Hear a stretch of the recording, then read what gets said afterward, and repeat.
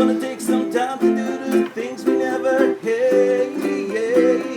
It's Breakfast with Bob. And Poncho Man. Welcome, everybody. 11th year of Breakfast with Bob from beautiful Huggos on the Rocks. My name is Bob Babbitt. We're brought to you by Master Spas as fuels go longer, Hoka Let's Fly, Form Smart Swim Goggles, Quintana Roo Zoot, the original triathlon brand, and, of course, our Challenged Athletes Foundation. My next guest, he has been 4th and 5th at this race. He's now a commentator for the Global Triathlon Network, Mr. James Khanema.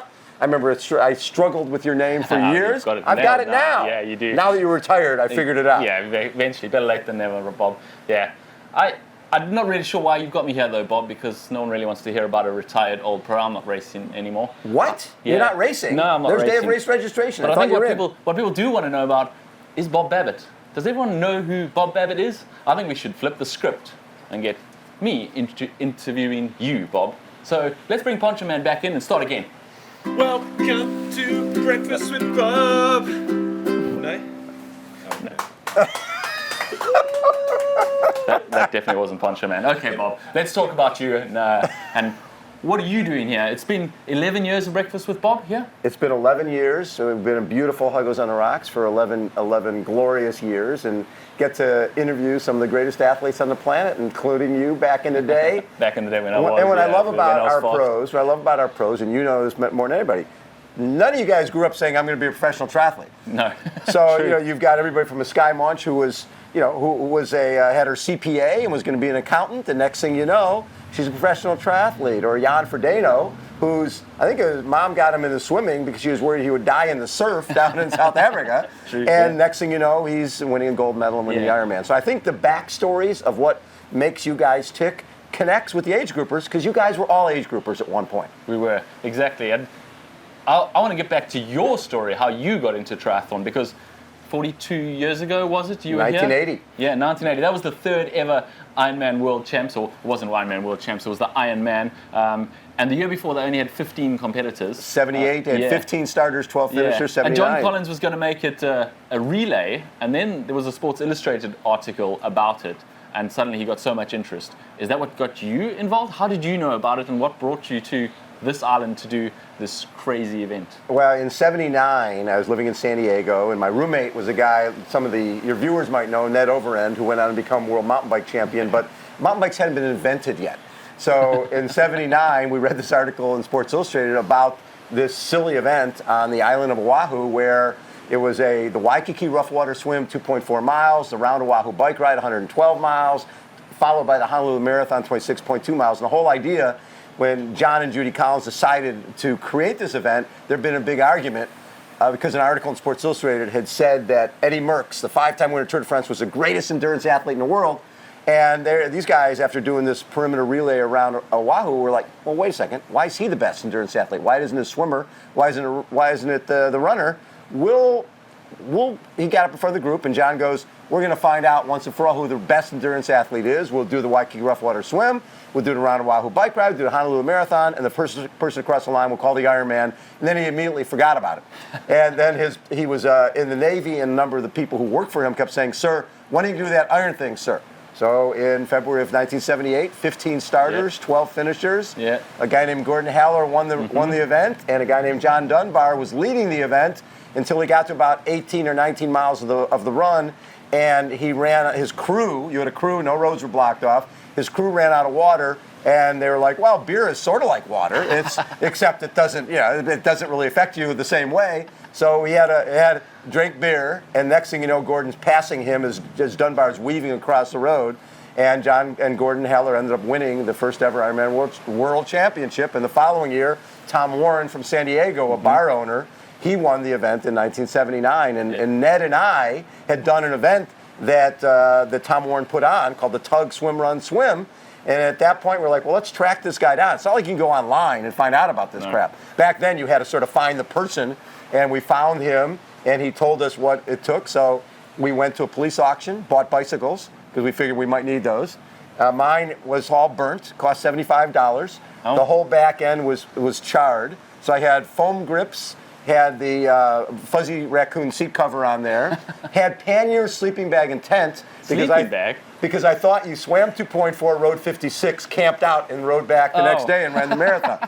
No idea. It was a one-day event. It was pretty much of a surprise when we found out that it was a one-day event. So that's how you got into triathlon, and since then, has triathlon made you? Have you made triathlon? Because you seem to be this thread that goes through the whole of triathlon. Everywhere you look at the history of triathlon, there, Bob Babbitt pops up. You started Competitor Magazine, which became the biggest triathlon publication in the world, and you ran that for many, many years. And you were the guy telling the stories, as you are now with Breakfast with Bob, telling the stories behind the stories and behind the athletes. Was that the thing that drove you and kept you involved in it, or were you just an absolute triathlon fan? You know, I love when I came across the finish line in that 1980 race. One, I thought it was going to take me 2 days. Two, when they had scales along the course throughout that race, and you had to get off your bike and get weighed, and stop in the run, get weighed. If you lost 5% of your body weight, you got pulled out of the race. Well, we didn't know what to eat back then, so I had Hawaiian sweetbread and Gatorade. My crew gave me a Big Mac fries and a Coke at mile 25 at a bike, a root beer snow cone at mile 90. Came in at the end of the bike ride. I hear this music, and I'm like, what's going on? I come in, and my crew has a bamboo mat laid out with a boombox, and they're like, how about a massage? So I got a 45-minute massage between the bike and the run, Also which is not a bad idea, right?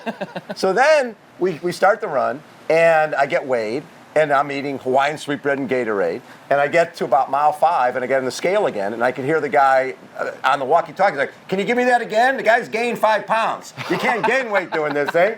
So I waddled off through Waikiki, and then we got to about 18, 19 miles, and we're running up Diamond Head over on Oahu. And my crew is behind me in their little Fiat convertible with their lights on me, lighting up the road. There were no rules. You can do whatever the hell you want. And I'm thinking, there's going to be so much cool stuff at the finish line. I can't wait. We're going to drop down into Kapilani Park. There's going to be bands, and there's going to be cheerleaders. And we come rolling down into the park, and I see a light bulb, and I see a chalk line, and I hear a voice in the darkness like, hey, you. I'm like, yeah. You in the race? Yeah. You're done. There was nobody there. There's like one guy doing one-arm push-ups in the park. Line. That was it. That was it. But I finished that thing, and it changed me. Yeah. I knew that if I could do that, I could do anything. And that led to going and working for a magazine called Running and Triathlon News. When that went out of business, we started Competitor Magazine in '87, and we were under 20,000 pounds of bike racks in a guy's garage. We didn't pay ourselves for a year and a half. We were paying $200 a month for space underneath those bike racks. And eventually, we built that brand Competitor to Competitor Radio, 500,000 circulation at Competitor Magazine around the U.S., and eventually became the Competitor Group, and we owned all the rock and roll marathons and a series I started called Muddy Buddy. You literally did put triathlon on the world map. We tried. Yeah, we tried. Because there's something about this sport. People ask, what's different and what's the same?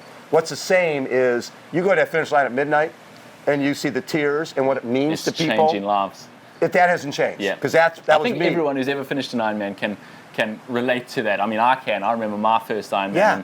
And I remember my first Ironman that I won, and I did a speech it was Ironman Florida in 2010. I did a speech afterwards about it changing. It's something that changes people and makes them different, not only to others but to themselves. And that's just that. It was a quote that was written for the Comrades Marathon, and I grew up with it on my wall because I dreamt of doing the Comrades Marathon.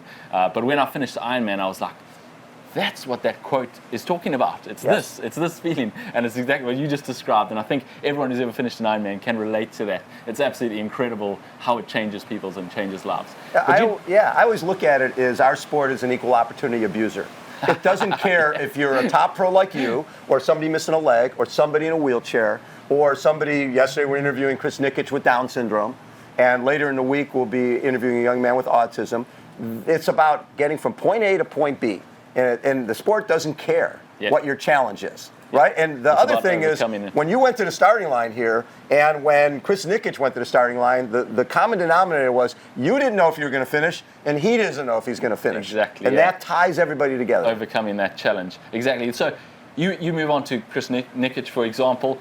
You don't only do this, you don't only do Breakfast with Bob and telling the stories of athletes. You also are very involved in something called the Challenge Athletes Foundation. Can you tell us a little bit about that? I'd love to, and actually it all ties into Ironman. We had a friend of ours named Jim McLaren, who was he was a collegiate football player at Yale University, weighed 300 pounds, which is really big for your global audience. And he was taking acting classes in 1985 in New York City. He was on his motorcycle going to class one day, gets hit by a bus. Thrown 90 feet in the air, dead on arrival, lives, loses his lower left leg, comes back from that to run a 3:16 marathon and come over here and go 10:42 at the Ironman. And that's where I met Jimmy, all right, because I had Competitor Magazine, did a big feature on him. He's traveling the world. He's sponsored by Budweiser and profiled by Design, and everybody knows who he is. 8 years later, he gets hit again. He's racing in Orange County. A van goes through a closed intersection, hits the back of his bike, propels him headfirst into a pole. A guy's an amputee, becomes a quadriplegic. And at that point, myself and two close buddies, we knew the sport of triathlon. We're like, well, let's put on a little triathlon. We'll raise money to help Jimmy. We want to get him independence because you lose that as a paralyzed athlete. I'd covered a lot of paralyzed athletes through Competitor Magazine. And our goal was, let's raise $25K. We'll buy Jimmy a van with hand controls, give him independence. Well, we raised 49. We thought our job is done and we can move on. Well, 3 amputee women had done the event as a relay and came up to us and said, it's great we did for Jimmy, but did you know when you get injured, your health insurance will cover a walking around leg or an everyday wheelchair. Nothing to do with sport is covered because insurance companies consider sport a quote-unquote luxury item. Yeah. Everybody knows sport's a huge part of who we are and what we do, so that's when we got our 501(c), decided to become official charity. Now it's been 29 years.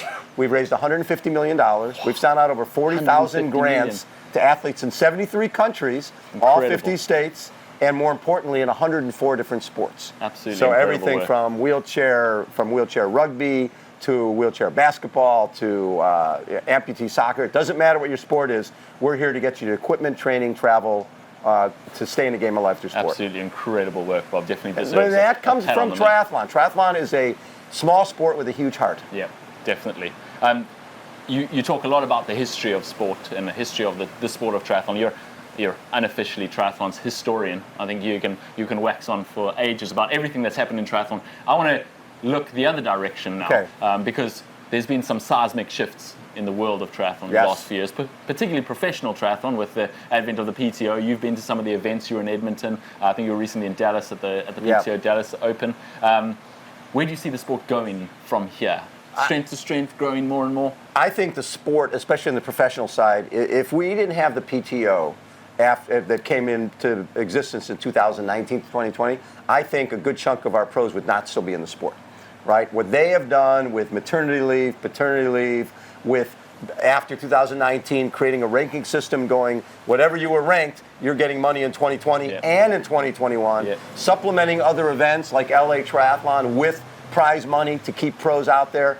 What they've done has been phenomenal. So between Super League and PTO and Ironman and 70.3 and WTS races, the sport and Challenge, which is now Clash, I just love the variety of events that are out there. But at the same time, while we have great things happening on the pro side, my concern is age group triathlons in the U.S. We have less races than we've had. We've lost a lot. Wildflower, Super Frog, we've lost a lot of classic events. And we need to do more to get people into the sport at the grassroots level. Absolutely, yeah. I mean, that is the heart and soul of triathlon, isn't it? As you've said, it's about changing people's lives from all walks of life and from all levels. It's not just about the pros, but hopefully there's a trickle-down effect and it grows the sport. And when you get people watching big numbers on GTN, watching the pro triathletes from Dallas or from Edmonton, that creates buzz. And hopefully that leads to people coming in. Because my concern, as much as obviously I love the Ironman, but back in the day, you'd come in and do a sprint or a pool triathlon. And I'm a huge fan of pool triathlons because you do a 5K run, a 10-mile bike, and then a 150-yard swim in a pool, right? Yeah. And the biggest deterrent, any triathlete you talk to, a brand new person, what scares them the most? The swim. The swim, right? For sure. If you and I go for a bike ride and we get tired, we can stop and walk. If you and I go for a run and get tired, we stop and walk. We go for a swim out there and get tired, we die. That's a problem.